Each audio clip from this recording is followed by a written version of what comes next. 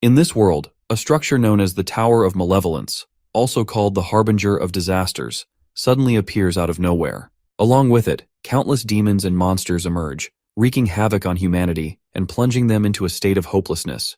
Their devastation is so overwhelming that mankind is driven to the brink of extinction until the first generation of awakened, known as the Founders, rise to challenge them. These legendary warriors manage to push back the monstrous threats and eventually succeed in defeating them, destroying the tower in the process.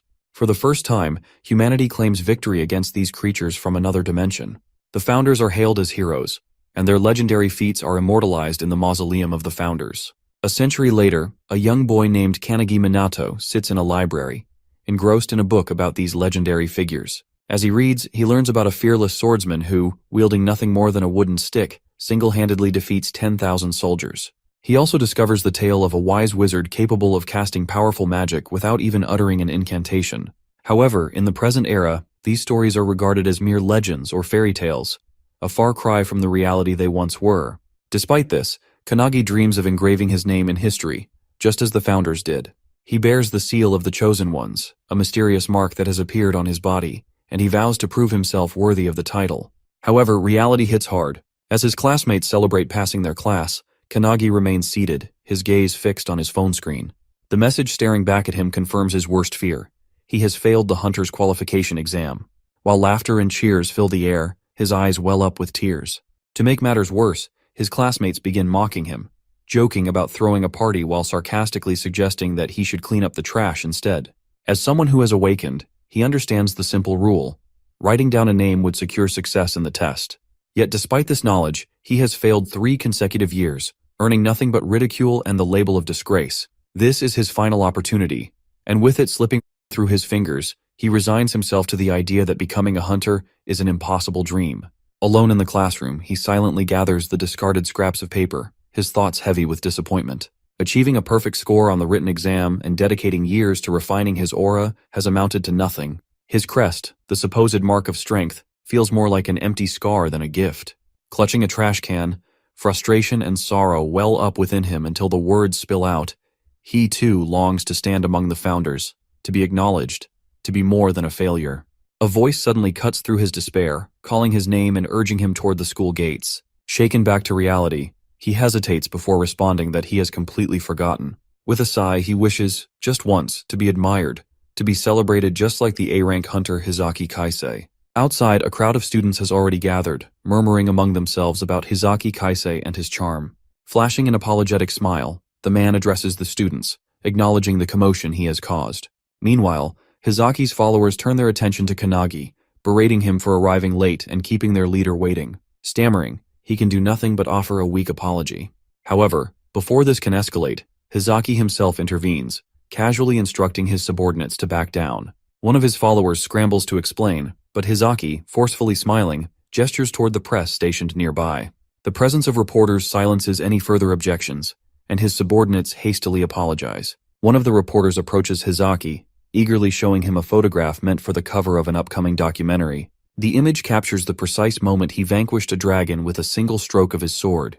When asked for his thoughts, Hizaki responds with a mix of pride and embarrassment, admitting that while it is a great picture, it still feels slightly uncomfortable to see himself glorified in such a way.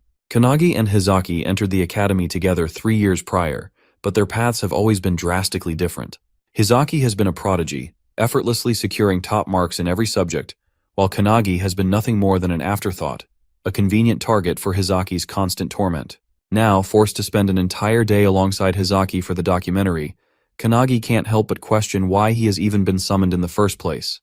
Curiosity sparks among the reporters as one of them points at Kanagi, inquiring about his identity.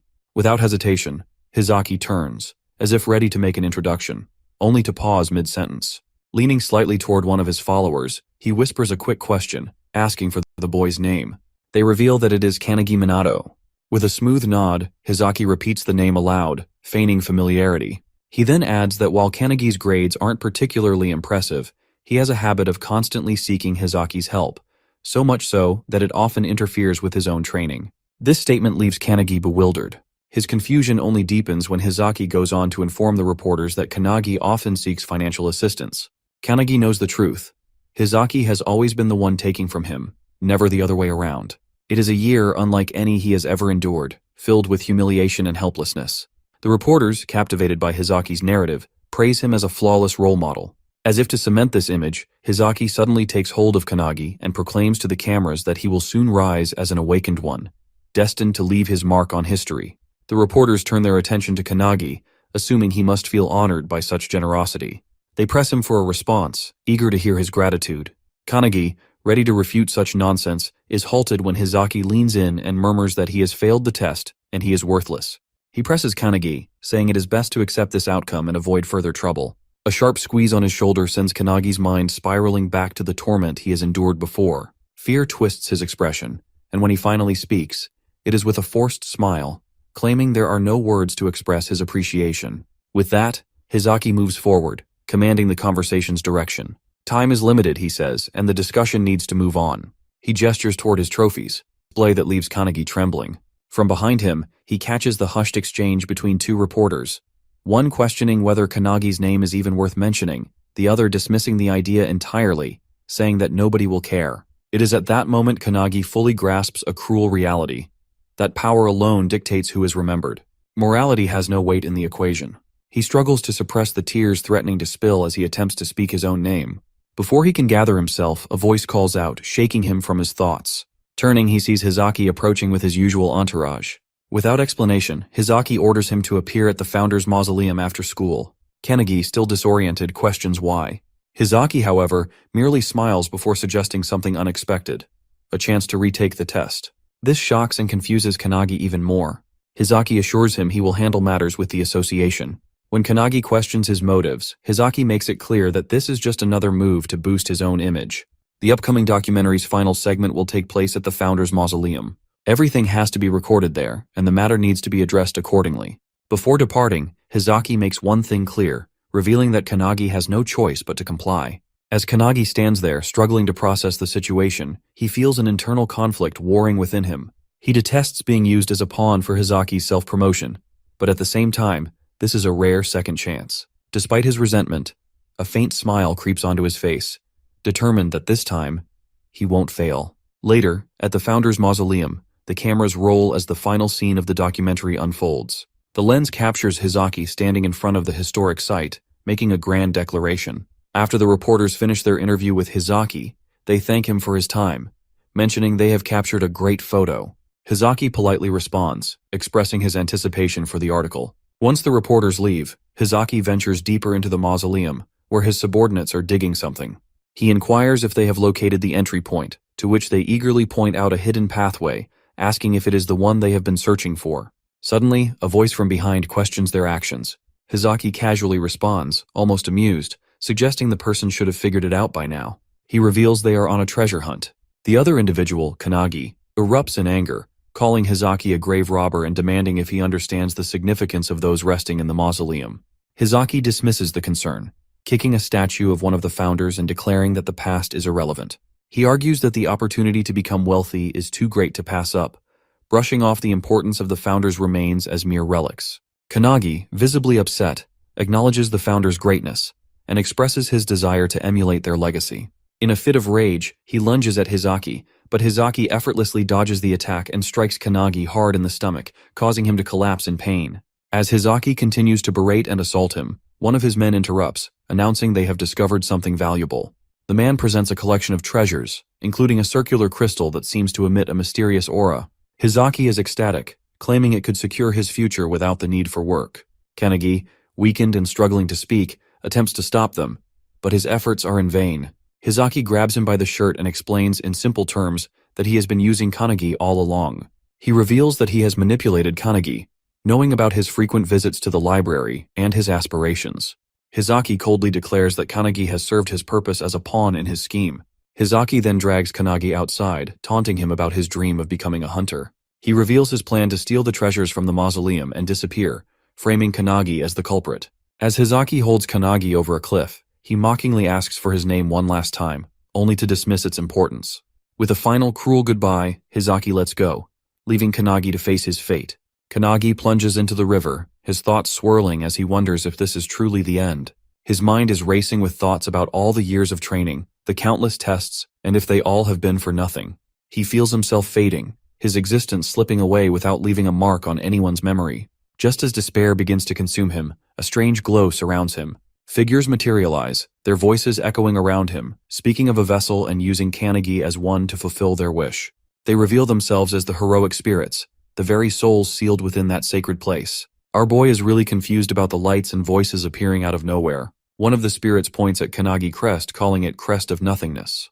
They explain that while it holds no inherent power, it has the potential to manifest abilities beyond imagination. The spirits offer him a choice: to form a contract with one of them and gain mastery over a specific art, whether it be magic, swordsmanship, endurance, or alchemy. They urge him to decide whose power he desires most. At first, Kanagi thinks of seeking strength similar to Hizaki, but his resolve shifts. He no longer wants to mimic others. He craves a power unmatched by anything in the world, a force capable of erasing every humiliation he has endured. When the spirits press him to choose, Kanagi declares he wants it all. He demands every ounce of their power, refusing to settle for anything less. The founders are taken aback, deeming his request impossible, as no vessel can withstand such an overwhelming influx of energy. Yet Kanagi yells at them and suddenly starts absorbing all of them. Getting inside him, all spirits are confused and shocked that a weak vessel like Kanagi has absorbed all of them. From atop a nearby hill, Hizaki notices a sudden burst of light erupting from the river. The water surges violently, as if an explosion has occurred beneath its surface. Moments later, Kanagi emerges, landing on the hill in front of Hizaki and his men's. Kanagi looks irradiating a powerful aura, and his vibes seem completely different. One of Hizaki's men sneers, mocking Kanagi for crawling back like a roach. Kanagi, undeterred, breaks off a small branch from a tree and swings it at his men. They laugh incredulously, questioning if he truly intends to fight them with nothing but a stick. Hizaki, growing impatient, orders his men to cut Kanagi's head off, ensuring he won't survive this time. One of the men, calling himself an A-rank swordsman, steps forward, channeling his energy into his sword. He arrogantly declares that Kanagi should feel honored to be cut down by someone of his caliber. With a swift motion, the swordsman lunges at Kanagi, his blade slicing through the air. But as he lands behind Kanagi, something goes horribly wrong. Blood begins to pour from the swordsman's body, as though he has been the one struck. He screams in agony, collapsing to the ground. Hizaki and the remaining man stare in stunned silence, unable to comprehend what has just happened. Kanagi stands calmly with the branch still in his hand, mocks the fallen man, asking him to teach him the sword skills he was yapping about. Hearing that the remaining man starts channeling a spell, however, before he could do anything, Kanagi counters it with his own. He channels the Thunderbolt Hadad spell with incantation, and it directly strikes Hizaki man, sending him defeated on ground. Hizaki stands in disbelief, struggling to process how Kanagi has effortlessly defeated his men, first with nothing more than a branch, and now with magic that requires no incantation. Memories of ancient legends resurface in his mind. Tales of a legendary swordsman who once felled an army of 10,000 with only a wooden stick, and a wizard who could cast spells without chanting. These stories, long dismissed as myths, now seem to come alive in Kanagi. The souls of the founders, once dormant within the mausoleum, now reside within him. There are 106 souls in him of the great founders. Kanagi, recalling Hizaki's earlier boasts about marking his name in history, steps closer. He declares that his name won't be forgotten, that he will be remembered eternally, and that a new myth will be born from his actions. As he approaches, Hizaki struggles to accept the reality before him, that Kanagi has absorbed the souls of the founders through the crest of nothingness. Inside Kanagi, the founders express their joy and excitement, marveling at the freedom they now experience after centuries of confinement. They eagerly discuss who will take control of Kanagi's body, treating it as a competition. Among the founders, the great swordsman Hinoki Reichiru addresses Kanagi, expressing no surprise at being remembered after so long. He inquires about Kanagi's plans, dismissing Hizaki as insignificant, and directing Kanagi's attention to something far more ominous behind him. Kanagi, now focused, turns to Hizaki, who stammers in fear, warning Kanagi not to underestimate an A-rank hunter like himself. Without hesitation, Kanagi delivers a powerful jab to Hizaki's face, sending him flying through the air. Kanagi then turns his attention to a mysterious bag emitting a dark aura. As he focuses on it, a surge of immense power blasts out from within, catching him off guard.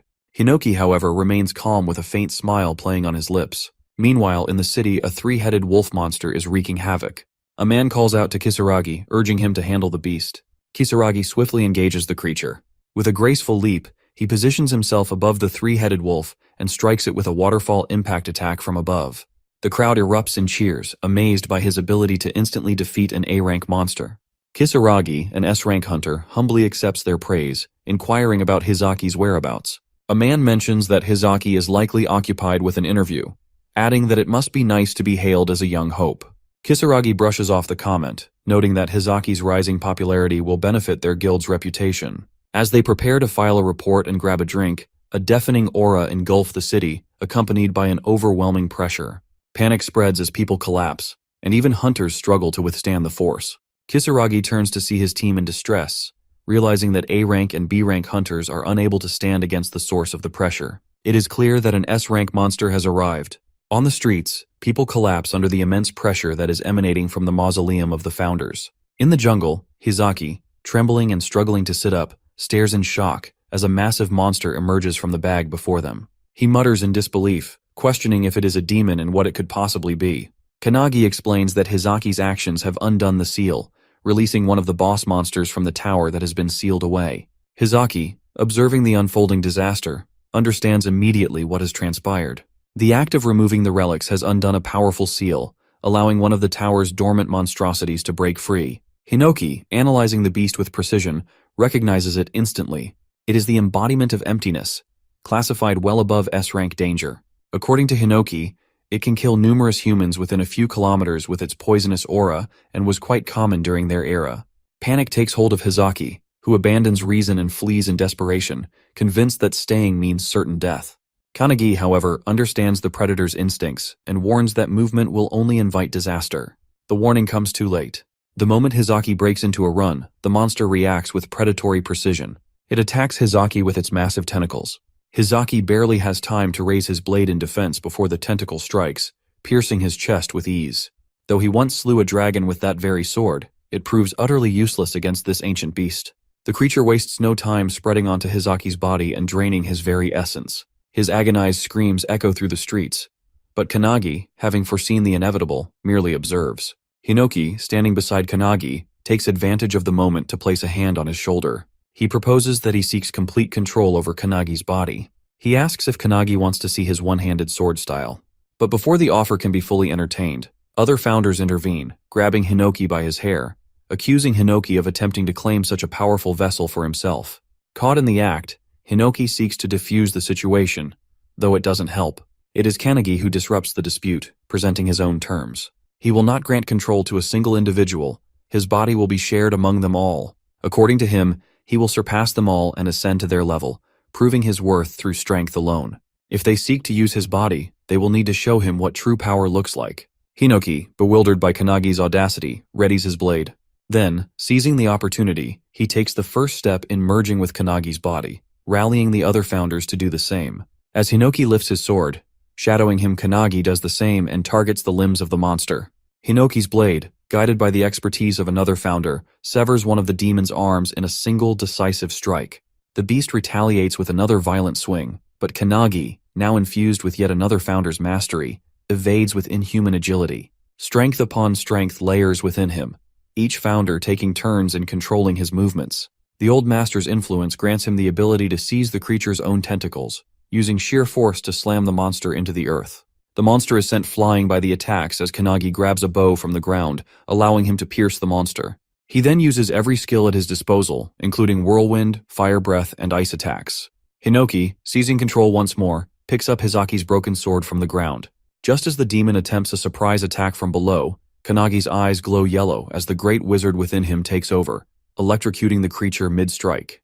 With a powerful leap, Kanagi positions himself above the monster, and Hinoki, now in control, executes his signature one-handed sword technique, the Gekirutachi wave cutting blade, slicing the demon in half and ending its rampage. A victorious smile spreads across Kanagi's face as the demon falls. Meanwhile, perched on a nearby tree, a raven observes the entire scene. Somewhere in the city, a man standing on a tower answers his phone, shocked to hear that the monster has already been defeated before he could intervene. He inquires if there are any strong hunters nearby, and the person on the other end reveals that, according to footage from the Raven, it is a student from the academy who has accomplished the feat. The man, Chihara Midori, the world's strongest awakened, expresses his desire to meet this student. The next morning, Midori sits atop a pile of monster carcasses, calling the academy's director. He informs him about the S-rank monster's defeat, but clarifies that it wasn't his doing.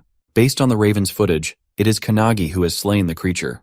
Midori finds it hard to believe, given Kanagi's history of failing the hunter's examination 3 times in a row. He requests a favor from the director.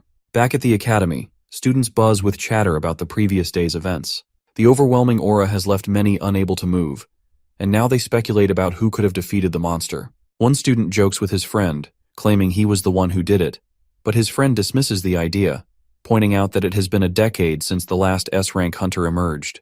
However, rumors are circulating that the Slayer is indeed a student from their academy.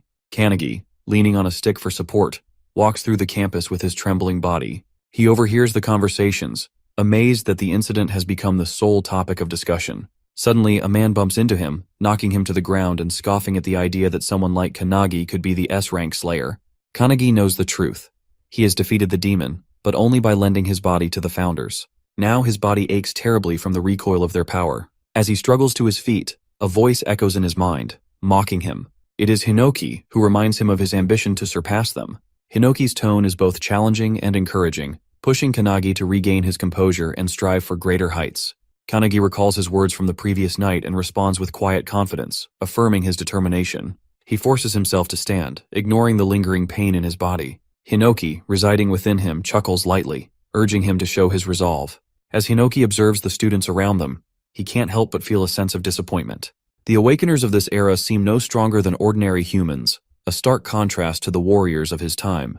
He muses that if the tower were to reappear now, the world would undoubtedly face its end. However, his thoughts are interrupted when he senses a powerful aura nearby. Kanagi notices Hinoki's sudden shift in demeanor and asks what's wrong, but Hinoki brushes it off, though he can't shake the feeling of the immense energy he just detected. At that moment, a professor calls out to Kanagi, instructing him to hurry over. Kanagi, assuming it is about his letter of resignation, so he approaches hesitantly. He is well aware that he has exhausted his 3 chances to pass the hunter's qualification test, and failing means starting over from scratch. To his surprise, the professor orders him to go to the field for a re-examination. The news leaves Kanagi stunned, as such opportunities are almost unheard of. Meanwhile, students gather by the windows, whispering among themselves. None can recall a hunter re-examination ever being conducted before. On the field, Kanagi is in position for a sprint. He is still not in perfect condition, but is determined to prove himself. The first challenge is a 100-meter sprint, with an average completion time of 3.6 seconds and a record of 2.7 seconds. The student who bumped into him earlier trash-talked Kanagi, calling him a failure. As he begins to run, the students watch in disbelief as he crosses the finish line in just 1.2 seconds. The next test is a 3,000-meter sprint, with an average time of 4 minutes and 20 seconds and a record of 3 minutes and 17 seconds. Kanagi shatters expectations again, completing it in 1 minute and 17 seconds. The following tests, push-ups, bench press, and others, yield similar results. Kanagi surpasses every record, often doubling the previous bests. The students are left in awe, some even admiring his newfound prowess. Kanagi himself wonders if the founders are still aiding him, but Hinoki assures him they have no hand in his performance. In the headmaster's office, Midori is entrusted with Kanagi Minato's complete records. As he flips through the documents, he can't help but be impressed by Kanagi's exceptional track record. The headmaster, however, expresses his initial doubts regarding the request for re-evaluation. While Kangi's physical prowess is undeniable, the real concern has always been his magical capacity. Across every assessment conducted over the past 3 years, his mana levels have remained entirely undetectable, rendering him incapable of utilizing magic. The headmaster has dismissed the possibility of Kanagi ever being worthy of the Academy's attention. Midori's secretary, seemingly unsurprised by this revelation, affirms the expected outcome. Yet, he finds amusement in the situation, hinting that things might not unfold as anticipated. Out on the training grounds, Kanagi prepares for his magic measurement test. The professor overseeing the examination details the process, revealing he will need to channel his mana into a large fan, setting it in motion within a span of 30 seconds. The number of rotations recorded will determine his score. The standard performance stands at 1,513 spins, while the highest recorded result has been 4,022. As Kanagi readies himself, memories of past failures surface.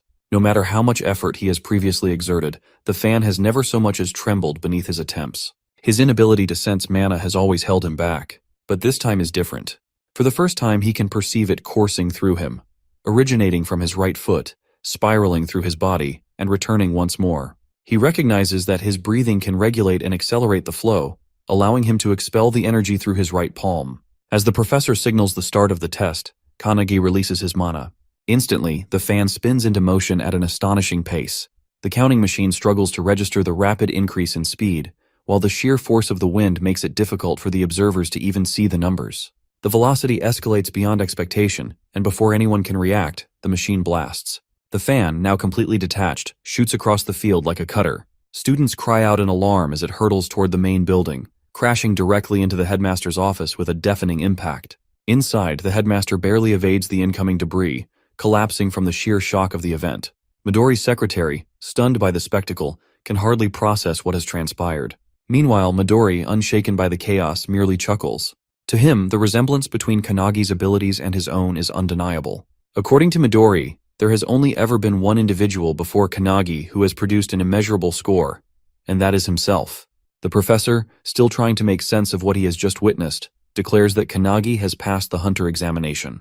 A wave of excitement ripples through the students as they erupt in cheers. Not only has Kanagi shattered every record, but he has surpassed all expectations. Staring at his own hands, Kanagi trembles with disbelief. He has spent years believing himself incapable of wielding magic, yet the power has been within him all along. From the sidelines, Hinoki observes the scene with quiet satisfaction, having anticipated such an outcome. Meanwhile, Kanagi knows that everything has changed. By surrendering his body to the founders, he has unlocked the dormant potential that has been hidden within him all this time. Hinoki can't help but laugh, remarking internally that the one before him is far from ordinary. With the crest of nothingness marking his fate, it's as if he has been waiting for this very moment for over a century. Before he can dwell further on the thought, an overwhelming presence descends upon them, sending a shockwave through the air. The sheer force of it leaves him momentarily speechless. His mind scrambles to make sense of the explosion. But Hinoki instantly recognizes the tremendous aura as it's the same one he had sensed earlier that morning. Standing before him, seemingly materializing from the very pressure itself, is the legendary Midori. Kanagi, seeing him, is shocked as he is the strongest hunter in existence. Midori Landing starts addressing him directly. Midori acknowledges his achievements in the hunter examination, offering words of recognition, but Kanagi can barely utter a response. Midori then puts up a new challenge before him, which is an additional test. Midori wants Kanagi to land a single hit on him, the world's strongest hunter. Hearing that, Kanagi is left frozen in shock for a moment. Midori, 23 years old, a man who has earned the title of a full-fledged hunter at the mere age of 9, now stands before him. His feats are legendary, unmatched in all of history. He has turned thousands of demons to ashes in mere moments, his power so overwhelming that even other hunters dare not stand against him. 10 years ago, he single-handedly eradicated the pandemonium outbreak, and 5 years prior, he subdued the outbreak of Kyushu. He is a living singularity. As Midori explains his challenge, Kanagi is left in disbelief. However, Hinoki is excited, urging Kanagi to surrender his body to him immediately. Yet Midori explained the conditions in the simplest terms. Kanagi had 1 minute to strike him. Whether he succeeded or failed, no consequences would follow. Midori himself would only attack once every 10 seconds, ensuring that the challenge remained fair. There was no need for hesitation, no need for doubt. Any skill, any weapon was at Kanagi's disposal, while Midori would refrain from using any of his own. To prove his sincerity, Midori summoned a vast arsenal of weapons, giving Kanagi the choice of anything he desired.